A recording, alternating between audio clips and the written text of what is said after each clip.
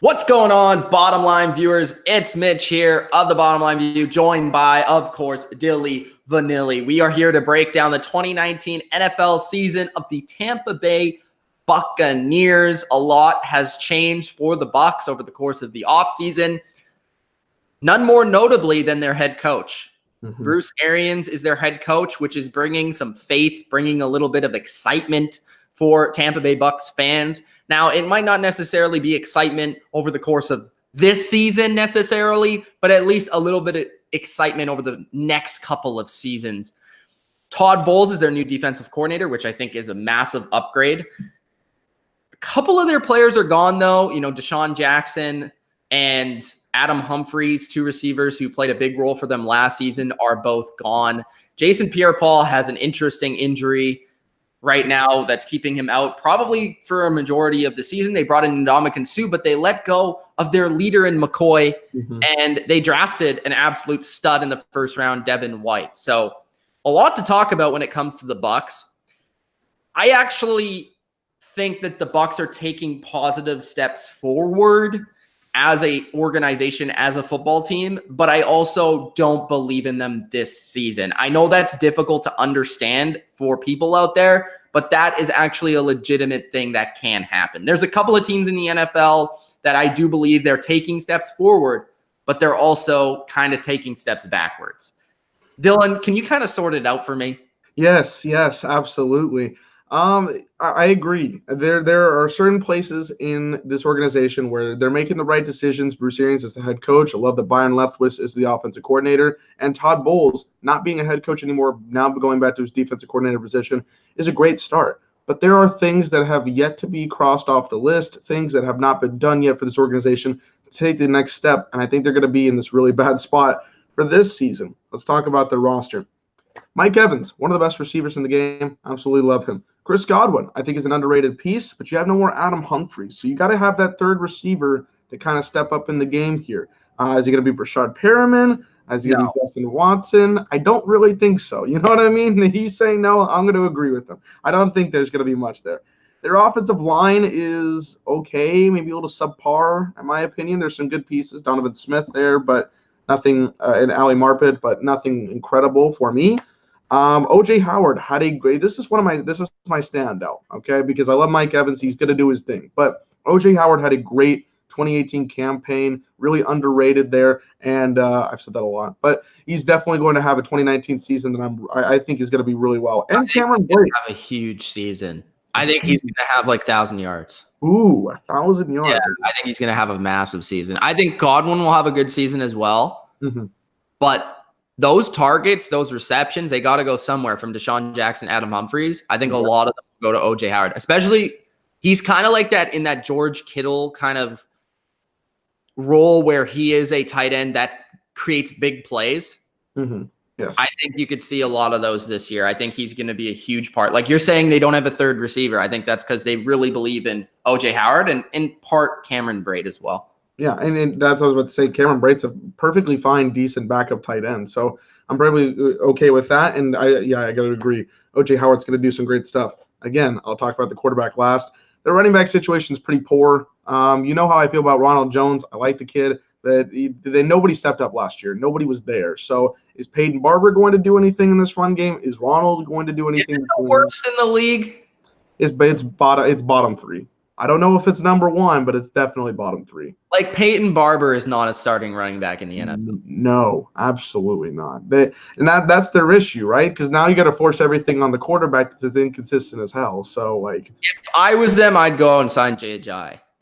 Yeah, he's definitely worth it. Because, I mean, nobody else is looking at him right now. Definitely worth the piece.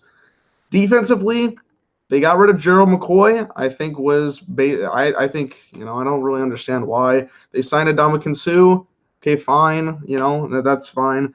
Vita Vea had a okay first season. It wasn't spectacular. I don't think he stepped up in decent areas, but I don't know. I'm still wondering about it. Shaquille Barrett is a good linebacker. Devin White was one of my favorite picks in the draft this year. Definitely worth his number 5 selection. And their secondary, I'm not 100% sold on, to be honest with you. My biggest question with this team is Jameis Winston. You know how I feel about him if you've ever followed me here, if you ever followed my Twitter. I've not liked him for over 5 years, as not just a quarterback, but as a person. But I'm going to talk about as a quarterback perspective. I think he has been so inconsistent at this game and at this level, and he's been given multiple opportunities to do something, and he has dropped the ball constantly. Again, I brought it up in my Tennessee Titans preview that I've at least seen glimpses of talent. But no man other than I believe Eli Manning has thrown more interceptions in 4 seasons than Jameis Winston. He throws double-digit interceptions every single season, and sometimes he's not even playing all 16 games. Like last year, he didn't play, I believe, 4. So he had 12 games and still had over 10 interceptions. The guy's wildly inconsistent with his throws. I think his mechanics are extremely off, and I think he's just not focused on playing football at this moment. The saving grace is that Bruce Arians is here. I'm going to be talking about this subject next week in my solo video, so stay tuned for that. But I have a lot of critiques about what Jameis Winston's going to do for this team. And considering he was the number 1 pick in his draft in 2015, this is why it's so disappointing. I think they haven't been to the playoffs since he was the quarterback, and there was only been 1 season where I believe they were 8-8. So 9-7. Were they 9-7? I think so. So 1 winning record in these 4 seasons. Boy, what? You're not giving me much to work with here. So this is his last opportunity for me. In my opinion, I think he's dead weight on this team, and I don't think he's going to do well. And I think 2019 will prove that this is the end of the Jameis Winston era. But I'll get my record in just a moment. I'm not so sold that it is the end of the Jameis Winston era because I've been more of a believer than you have, obviously, but I just believe in his talent. Like, I don't think he's in the Mariota category where I feel like Marcus just doesn't have the upper echelon talent that makes me believe in him. With Winston, I think he could be unleashed, unlocked. Like, we've seen moments where he's awesome. Mm-hmm. Honestly, I think the way to go is stop trying to contain him. He's gonna throw bad interceptions. That's just the way he plays. Just let him go. Like, let him go.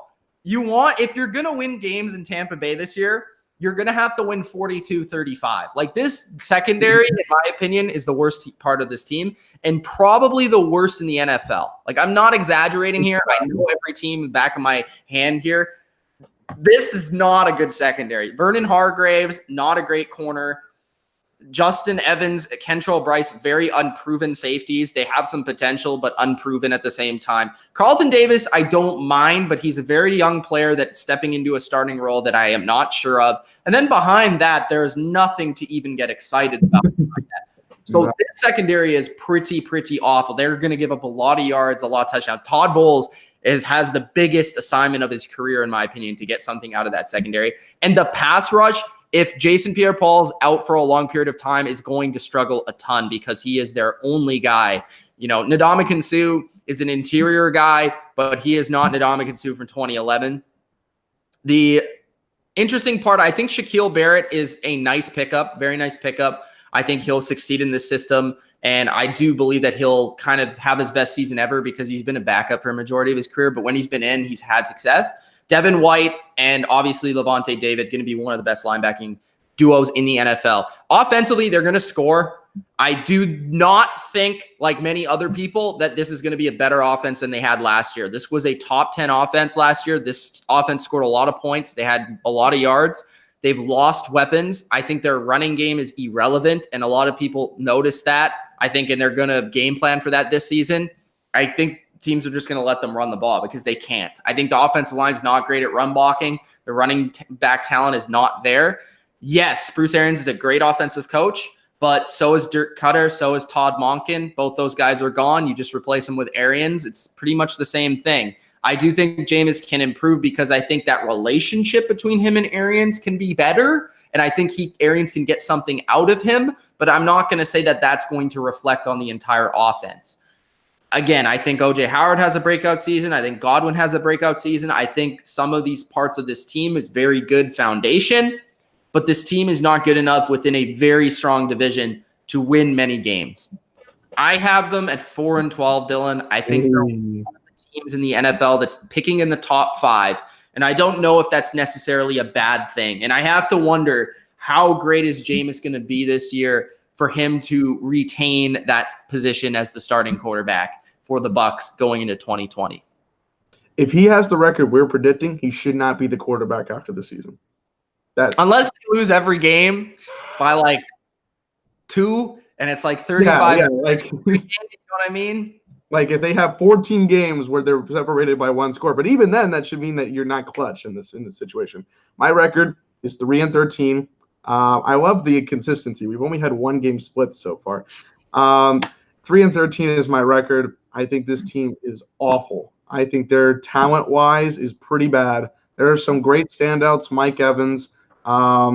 Defensively, we got Devin White, a couple of other pieces, but as a collective unit, this team is weak. And when you're in an NFC, this NFC is loaded with a bunch of great teams, like 10 to 11 really high considering maybe playoff teams. You know what I mean? So there's got to be somewhere at the bottom. And here you go. I present to you the Tampa Bay Buccaneers.